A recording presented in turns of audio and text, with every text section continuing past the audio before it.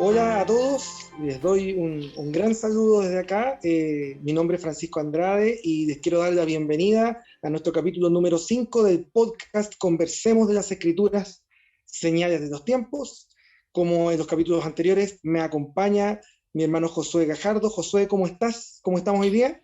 Hola a todos, bien, bien, gracias. Estoy muy contento de estar aquí de nuevo en nuestro quinto capítulo, tal como decíamos, tal como decías. Eh, el día de hoy vamos a hablar de un tema muy interesante, así que está muy, muy, muy bueno el podcast de ahora. Y muy contento, obviamente, por estar aquí de nuevo. Perfecto. Claro, el tema hoy día es apasionante y es tan apasionante que nuevamente no da para que conversemos dos nomás. Entonces, el día de hoy tenemos un invitado que hasta por ahí nomás de solo invitado, ¿cierto? ¿Podrías contarnos tú quién nos acompaña? Y bueno, aquí nos acompaña Jonathan, nuestro hermano, nuestro amigo, ¿verdad?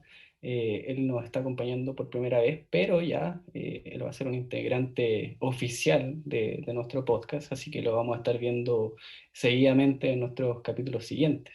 Así que le damos la cordial bienvenida a Jonathan. Jonathan, no sé si quiere decir algo. No, muchas gracias, chiquillos, por esta invitación, ¿cierto? A ser parte de este gran ministerio. Y bueno, con la dirección del Señor, ¿cierto? A hacer algo maravilloso como esto. Amén. Bueno, yo, un poco para los hermanos que nos están viendo, Jonathan es un amigo de nosotros, es un hermano de iglesia, es anciano de iglesia y compartimos la afición por las escrituras, por el estudio de la palabra. Así es que, Jonathan, pucha, un gusto que podamos compartir y vamos a compartir justamente, comenzar el día de hoy con un plato muy fuerte. Nosotros, digamos, hemos desarrollado los podcasts anteriores la idea de señales de los tiempos. Habíamos visto justamente los últimos dos capítulos que habíamos compartido con el pastor Camilo Mora sobre la profecía que Jesús entregó en el monte de los Olivos, que encontramos en Mateo 24, ¿cierto? Y sus pasajes paralelos en Marcos 13 y Lucas 21. Y cuando terminamos de ver la enorme revelación que el Señor Jesús hace allí, quedamos en que el Señor Jesús hace un uso grande de las profecías de Daniel y por lo tanto quedó con el desafío para nosotros de ir al libro de Daniel. Y el primer recuento profético del libro de Daniel se encuentra en Daniel capítulo 2. Josué, ¿qué más era lo que estábamos viendo como hilo conductor, digamos, desde el primer programa? Sí, bueno, parecería extraño, ¿verdad? Como tal comentas, que desde Mateo 24 nos saltemos directamente a Daniel, hagamos como una, no, nos vamos desde el Nuevo Testamento hacia el Antiguo Testamento, siendo que debe ser al revés, ¿verdad? Sin embargo, este esquema que nosotros hemos hecho para los podcasts tiene un objetivo, y ese objetivo es estudiar las señales de los tiempos. Así que de esa manera no estamos estudiando las profecías en términos cronológicos como debiese serlo, sino que estamos estudiando cada una de ellas en su contexto, no solamente de las señales de los tiempos, ¿verdad? Sino que también lo hemos estado estudiando a partir del conflicto, del gran conflicto, del contexto del gran conflicto. Entonces, por eso no les parezca extraño de que nos saltemos de Mateo 24 y volvamos otra vez a Daniel, al libro de Daniel, que esa será la tónica que nos deparará de aquí en adelante en los siguientes capítulos, ¿verdad? Daniel 2, Daniel capítulo 7, ¿verdad? Los capítulos proféticos del libro de Daniel. Así que, bueno, evidentemente nos llegamos al capítulo 2 del libro de Daniel porque finalmente el libro de Daniel da el puntapié inicial para entender todo el gran conflicto en el contexto de las señales de los tiempos. Eh, Ahora, no sé si me gustaría que hiciésemos una breve introducción de Daniel 2, no sé qué les parece a nivel macro, porque ya vamos a ahondar en cada uno de los versículos de esta profecía. ¿Qué les parece o cuál sería como la naturaleza del capítulo 2 del libro de Daniel? Porque este capítulo tan extraño, ¿verdad? Es un tanto enigmático. No sé qué Así les es. parece a ustedes. Así es. ¿Qué podríamos comentar? En primera instancia, digamos, recordarle a las personas que nos están escuchando de que todo lo que tiene que ver con las circunstancias propias de la situación que se plantea en Daniel capítulo 2 están analizadas en nuestro programa de Aleph a Omega en el capítulo 7. Paso el aviso ya para el que no lo haya visto, digamos que se integre. El día de hoy obviamente vamos a exprimir la profecía, pero no podemos simplemente lanzarnos a la profecía sin ver el contexto. En ese sentido es bueno que repasemos un poco cómo ocurre. No sé si Jonathan nos puede ayudar un poquito en eso, en saber cómo se gesta este capítulo 2, digamos, en qué circunstancia ocurre que tengamos una profecía como esta. Claro, el capítulo en sí es interesante, ¿eh? Porque se podría decir que este es el primer capítulo profético del libro de Daniel. Y, y es interesante cómo Dios, ¿cierto?, obra de manera poderosa, ¿cierto?, en esta visión, para mostrar a Nabucodonosor, ¿cierto?, que el reino, los reinos que iban a seguir después de Babilonia, y cómo también iba a ser el reino eterno también de nuestro Dios, ¿no? Para ir adelantando un poquito más sobre lo que vamos a hablar. Sí, y recordemos que el capítulo, o sea, el libro de Daniel está escrito en dos idiomas, ¿verdad? El idioma arameo y el idioma hebreo. Parte de del idioma arameo comprende los capítulos que van del capítulo 2 hasta el capítulo 7. Y en términos del contexto histórico en el que estaba viendo Daniel, aproximadamente el siglo V antes de Cristo, la lengua aramea era como, básicamente como el inglés de ahora, o como el chino mandarín, ¿verdad? Que son lenguas que se utilizan mucho en el contexto social de hoy en día. El arameo era así en ese entonces. Entonces, evidentemente que la naturaleza profética del capítulo 2 no tiene un tanto que ver específicamente con el pueblo de Israel, que era el idioma que utilizaba el idioma hebreo, propiamente tal.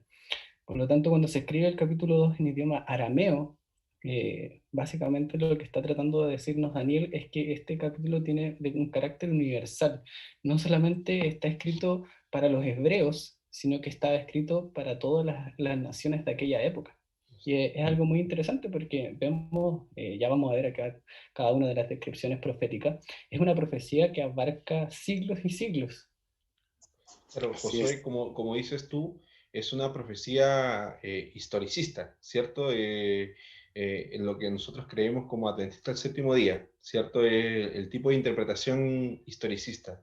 Es interesante que también, tristemente, se le ha dado a este capítulo alguna interpretación preterista, ¿cierto? Que estos sucesos ya pasaron. Y como nosotros sabemos, el capítulo es muy revelador diciendo que estas cosas pasaron, ¿cierto? Y van a también acontecer. Muy bien, muy bien. O sea, a ver, tenemos un gran material aquí que abarcar, entonces yo creo que debiéramos empezar a sumergirnos desde ya en el texto bíblico propiamente tal. Y si me permiten, vamos a comenzar, digamos, nuestro relato en el verso 29 y nos vamos a extender hasta el 45. ¿Ya? Voy a leer primero el 29 el 30. Dice, estando tú, oh rey, en tu cama, te vinieron pensamientos por saber lo que había de ser en lo porvenir, y el que revela los misterios te mostró lo que ha de ser. Y a mí me ha sido revelado este misterio no porque en mí haya más sabiduría que en todos los vivientes, sino para que se dé a conocer la interpretación y para que entiendas los pensamientos de tu corazón. Esta es como la parte introductoria de la profecía misma, y es interesante porque dice de que menciona que hay un Dios en los cielos, que es el que revela los misterios, que tenemos como contraparte un rey en la tierra, ¿cierto? El rey Nabucodonosor, y que él estaba pensando en qué es lo que iba a pasar.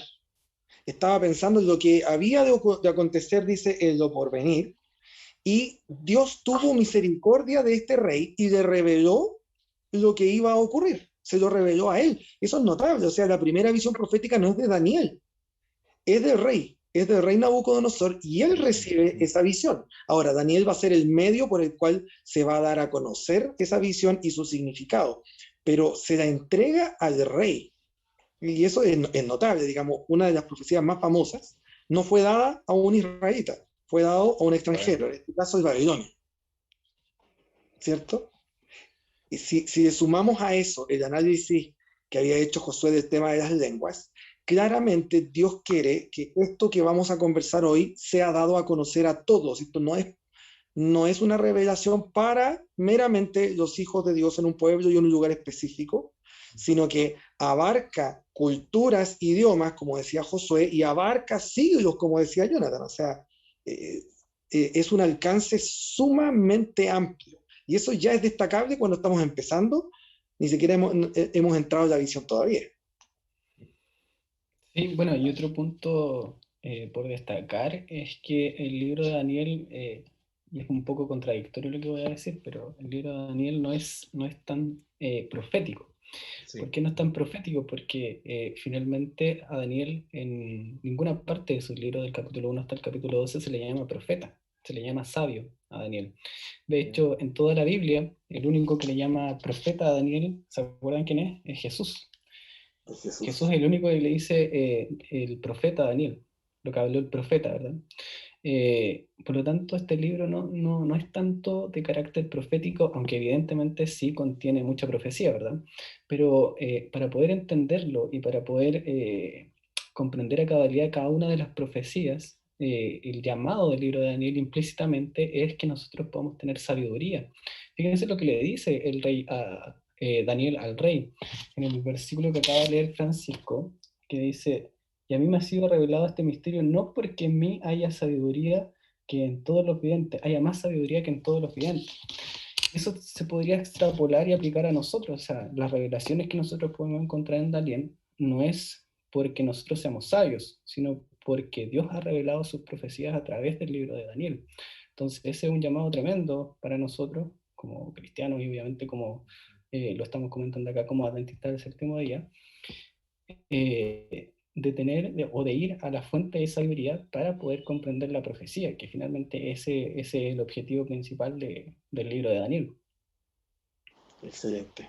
Y el alcance de la sabiduría es bastante más que simplemente conocer un pasaje bíblico o poder explicarlo o saber ciencia o saber fechas. La sabiduría finalmente, la Biblia define la sabiduría como digamos, la ciencia de saber conducirnos en la vida. Entonces, es bonito saber y reiterar eso de que otros autores han dicho de que la profecía tiene un propósito moral. La profecía no es para saber hoy qué capo, que maneja fechas y qué lindo, qué bonito y qué programa más interesante. La sabiduría tiene un propósito moral de volver a Dios. ¿Ya? Claro, Y eso la hace enorme. sí, y sumado a eso, yo creo que ustedes han leído el libro de George Knight, ¿verdad? Que se llama La neutralización del adventismo, que en inglés tiene un título mucho más sugerente, que es La castración del adventismo. Y él dice que nosotros como adventistas generalmente nos enfocamos en bestias, en el oro, la plata, ¿verdad? Y dejamos de lado el aspecto fundamental por el que fue dada la profecía, y es revelarnos a Cristo. Por lo tanto, el objetivo que nosotros, ¿por qué estamos comentando de nuevo Daniel 2 si tenemos libros y libros en la iglesia? Los mayores libros que se han escrito en nuestra iglesia son de Daniel y Apocalipsis. Entonces, ¿por qué darle de nuevo otro enfoque o otro estudio a estos libros? Bueno, evidentemente porque creo, a mi parecer, que últimamente la profecía se ha estado estudiando a partir de los eventos, de la historia, de las señales de los tiempos, y se ha dejado de lado de ver realmente quién es el centro mismo de la profecía, que es obviamente Cristo, ¿verdad? Amén. Así es, así es. Es interesante, Francisco, comentar también que, bueno, en esta visión, ¿cierto? En esta profecía, se podría decir, podemos ver la mano de Dios, ¿cierto? A pesar de las adversidades, de las dificultades que atravesó el mundo, ¿cierto? O va a atravesar, ¿cierto? Dios siempre está al control.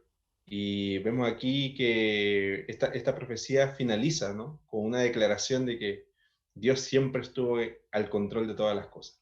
Así que esa es una confianza maravillosa que nos otorga Dios también en esta profecía.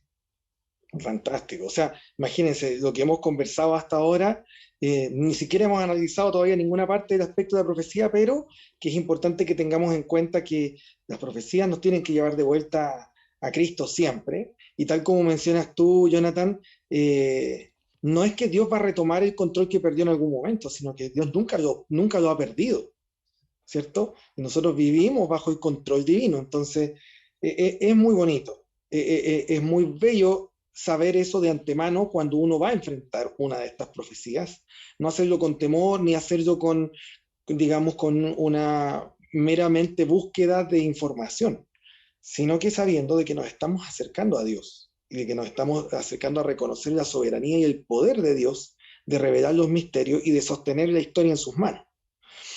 Ahora, pese a que todo eso es muy bello, yo igual necesito los detalles, así que vamos a los detalles. Miren, voy a leerles el verso 31 y dice, tú, oh rey, veías, y he aquí una gran imagen. Esta imagen, que era muy grande y cuya gloria era muy sublime, estaba en pie delante de ti y su aspecto era terrible. Digamos, el retrato, la figura de esta visión es una imagen que está delante del rey y que es una imagen que es descrita en términos bien llamativos, muy grande, gloriosa, sublime y terrible. O sea, esta visión es todo eso, ¿cierto? Pero esta imagen tiene distintos materiales que la componen.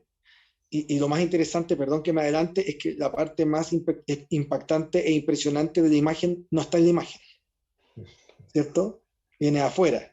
Pero la imagen misma, que es fantástica y terrible al mismo tiempo, verso 32, la cabeza de esta imagen era de oro fino, su pecho y sus brazos de plata, su vientre y sus muslos de bronce, sus piernas de hierro, sus pies en parte de hierro y en parte de barro cocido. La imagen llega hasta el verso 33 propiamente tal, y luego se sigue con el otro relato que dice, estabas mirando hasta que una piedra fue cortada, no con mano, e hirió a la imagen en sus pies de hierro y de barro cocido y los desmenuzó. Entonces fueron desmenuzados también el hierro, el barro cocido, el bronce, la plata y el oro, y fueron como tamo de las eras del verano, y se los llevó el viento sin que de ellos quedara rastro alguno. Mas la piedra que hirió a la imagen fue hecha un gran monte que llenó toda la tierra. Miren, leí la visión completa para que tengamos, digamos, la perspectiva de que por muy fuerte y gloriosa y sublime y fantástica que sea esta imagen, la profecía termina con esa imagen destruida. ¿Ya? Y la parte más importante y más relevante es el destructor de esa imagen, que es una piedra. Aún así, esta imagen tiene características que tiene varios materiales, no uno solo. Y los materiales tienen un orden bastante peculiar, bastante particular, porque la cabeza es de oro, ¿cierto? Después dice que el pecho y los brazos son de plata, el vientre y los muslos son de bronce, las piernas de hierro, y la parte de abajo que sostiene la imagen es de una mezcla que no existe, que es mezclar hierro con barro cocido. Como que ¿Ya? van en decadencia. Es como una sucesión muy interesante. Pero antes de entrar a la interpretación, ¿cierto? Yo no me imagino a Nabucodonosor cómo se habrá sentido, ¿no? O sea, Daniel describió, ¿cierto? La visión, ¿cierto? Todo lo que vio. Yo me imagino que debe haber quedado impactado. O sea, en primera instancia. Pero después con la interpretación que vamos a estudiar ahora, yo creo que debe haber quedado, pero más impresionado de cómo, con la primera descripción. Sí, bueno, Claro. hay que entender un poco que los sueños en el contexto del antiguo Cercano Oriente eran totalmente importantes como parte de la cultura. De hecho, hay evidencia histórica de que los sueños, de que hay sueños de imágenes gigantes en faraones, atestiguados en sumerios también. De manera que los sueños, así como bien impresionantes en el antiguo Cercano Oriente, eran habituales dentro de su contexto. Y ellos entendían de que esos sueños eran de carácter divino. Por lo tanto, ya desde el inicio del capítulo 2, cuando Nabucodonosor tiene su sueño, él ya sabe de antemano que es una revelación divina. No sabe de dónde viene, pero sabe que es una revelación divina por la naturaleza de su sueño. Y es por eso que él manda a matar a todo, a quien se le cruce por delante, manda a matar a Nabucodonosor. Entonces, y lo sorprendente, como dice Jonathan acá, es que cuando Daniel le comienza a mencionar toda esta imagen, o esta estatua en realidad, porque la palabra aramea que aparece acá se traduce como imagen o estatua, es una estatua gigante, es impresionante, ¿verdad? El oro, la plata, el bronce, y además cómo termina la visión, el sueño, perdón, que es que se corta una piedra no cortada con mano humana y destruye a la estatua completa. O sea, yo me imagino a Nabucodonosor con esa imagen descrita, sería impresionante, porque además Nabucodonosor no sabía el sueño, y eso es lo más destacable. Nabucodonosor no lo sabía, pero se acordó cuando Daniel estaba relatándole todo el sueño. Entonces, si ya el sueño de por sí era una revelación divina, Nabucodonosor entendía que era una revelación divina, ¿cuánto más cuando Daniel le comienza a decir lo que él estaba soñando? Entonces, todo eso hace que evidentemente sea una revelación sorprendente, lo que encontramos en el capítulo 2 de Daniel. Exacto, exactamente. Miren, ahora, yendo al análisis de lo que hemos visto hasta ahora, no estamos viendo la interpretación todavía, estamos viendo la calidad del sueño. Jonathan hizo un primer alcance que dijo que los materiales van como en un orden descendente, ¿cierto? Si los valoramos, digamos, por su valor comercial, el oro está primero, luego la plata y el bronce, no es ningún misterio para nadie. O sea, las tres medallas del primer, segundo y tercer lugar de los Juegos Olímpicos siempre han sido el oro, la plata y el bronce, y nunca ha habido un momento de la historia en que la plata valga más que el oro o el bronce valga más que los otros dos. Siempre ha sido así. Metales preciosos. Luego, después del bronce, viene el hierro, que no es un metal precioso y por lo tanto tampoco tiene el mismo valor que los otros. Y luego viene un hierro que no es puro, un hierro que viene mezclado, y viene mezclado con barro de alfarero, que claramente el barro no es un metal, ¿cierto? Es un material, pero no es un metal, y tampoco tiene el costo y el precio del hierro, ¿ya? Y del barro nos saltamos a la piedra, que la piedra sí tiene más valor que el barro, ¿cierto? Pero dependiendo del tipo de piedra, la tasación del valor que tenga versus los otros.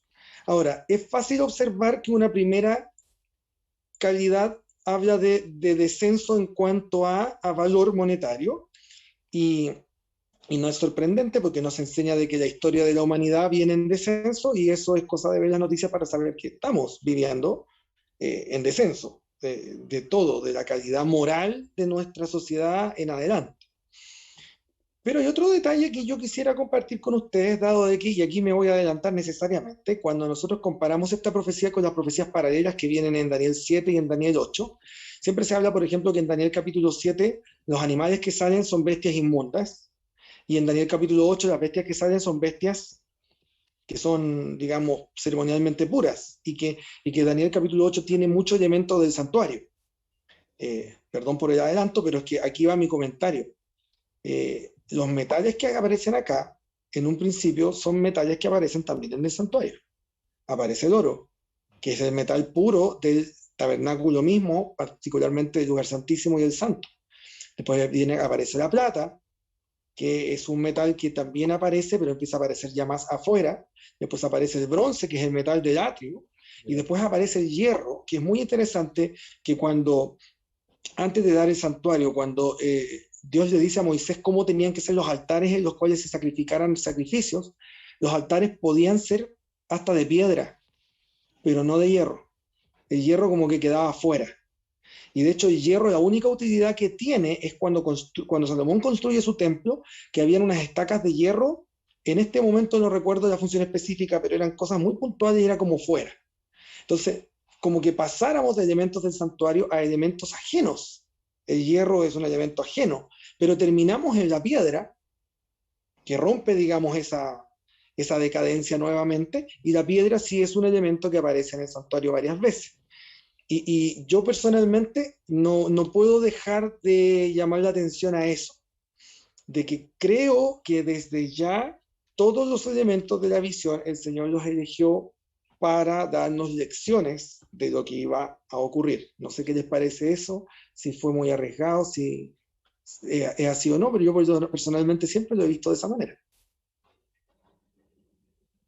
¿Qué dicen ustedes? A ver. Sí, bueno, evidentemente los metales aquí implican un aspecto de degradación en cuanto a la naturaleza profética de los reinos, porque finalmente son reinos. Ya me estoy adelantando, obviamente, pero evidentemente que es interesante destacar lo que tú decías, Francisco, en cuanto al origen de los metales. Esos mismos metales se pueden apreciar en el contexto del santuario. Quizás la profecía de Daniel 2 no tiene tantas alusiones al contexto del santuario, pero sí nosotros podríamos encontrar algunas formas o algunas como paralelos, ¿verdad? Que nosotros podríamos linkearlos o unirlos hacia el contexto del santuario. Y eso da cuenta de que finalmente el gran conflicto gira en torno al contexto del santuario. Así es, así es. Ahora, ya vámonos a terreno. Jonathan, ¿qué es lo que dice la escritura respecto a la cabeza de oro? Muy bien. Entonces vamos a Daniel capítulo 2 y vamos a leer el versículo 37, diciendo, dice, tú, oh Perfecto. rey, eres rey de reyes, porque el Dios del cielo te ha dado reino, poder, fuerza y majestad. Y donde quiera que habitan hijos de hombres, bestias del campo y aves del cielo, Él los ha entregado en tu mano, y te ha dado el dominio sobre todo. Tú eres aquella cabeza de oro. O sea, acá está diciendo que de esta imagen, ¿cierto? De que fue descrita, ¿cierto? De esta visión, la cabeza era Nabucodonosor, era el reino de Babilonia. Excelente, Sí, excelente. ahí hay que subrayar algo, porque evidentemente Nabucodonosor era la cabeza, ¿verdad? Daniel le dice, tú eres aquella cabeza. Sin embargo, hay que destacar que a veces la profecía utiliza el término rey o reino de manera sinónima. De manera, cuando digo un rey, puedo decir un reino, o cuando digo un reino, puedo decir un rey. A veces se hace ese intercambio en la profecía. Entonces, cuando le dice, tú eres aquella cabeza de oro, lo que le está diciendo es que el reino que él contenía era la cabeza de oro. No es que la cabeza de oro es igual a Nabucodonosor, ¿verdad? Sino que el reino babilónico en su totalidad, porque después de Nabucodonosor vinieron otros reyes más, hasta que Ciro obviamente conquista Babilonia, pero todo ese conjunto de Babilonia es la cabeza de la estatua, la cabeza de oro. Así es. Así es. No era meramente Nabucodonosor, sino que Nabucodonosor en su función de ser el rey del reino de Babilonia y por lo tanto hablaba del reino completo. ¿Ya? Esto lo digo porque hay algunos intérpretes, incluso dentistas, que dicen que estos elementos de la estatua no son reinos, sino que son reyes. Entonces no tiene un carácter profético que llega hasta nuestros días, sino que son reyes sucesivos dentro de la historia. Entonces por eso hay que destacar que la profecía a veces usa rey y reino de manera intercambiable. Perfecto. Además de que las profecías paralelas que vamos a ver más adelante confirman de que quien viene después del primer elemento es Medo-Persia, por ejemplo. Ya, perdón, me adelanté. Pero solamente para mostrar de que estamos hablando de reinos, ¿cierto? Ahora, solo antes de cerrar, imagínense cómo se siente Nabucodonosor cuando Daniel le da esta información, porque el lenguaje a mí me llama mucho la atención. Lo primero que le dice, tú eres rey de reyes. En toda la Biblia, al único que se le llama rey de reyes fuera de Nabucodonosor acá, es a Cristo Jesús. Y esto no es algo, a ver, ¿cómo decirlo? No es casual, porque el resto de la descripción es una descripción que equipara a Nabucodonosor con Cristo en muchos aspectos. Fíjense, el Dios del cielo te ha dado reino, poder, fuerza y majestad. Cuando nosotros vamos al Apocalipsis se dice, digno es el Cordero de recibir el reino, la honra, la gloria y el poder, ¿cierto? Después dice que donde quiera que habitan, y acá hay una fórmula, hijos de hombres, bestias del campo, aves del cielo. Si ustedes se van a Génesis 1:28, cuando el Señor crea todo, esta fórmula representa todo lo vivo del mundo. Y en ese sentido, el hijo de hombre, que en este caso era Adán, era el gobernante de todo. Y aquí el Nabucodonosor es el gobernante de todo porque Dios dice, él, Dios, los ha entregado en tu mano y te ha dado el dominio. La palabra dominio también es del Génesis, ¿cierto? Y sabemos de que Adán realmente es el primer Adán y que Cristo es el segundo Adán. Y ahora le dice, tú eres aquella cabeza de oro.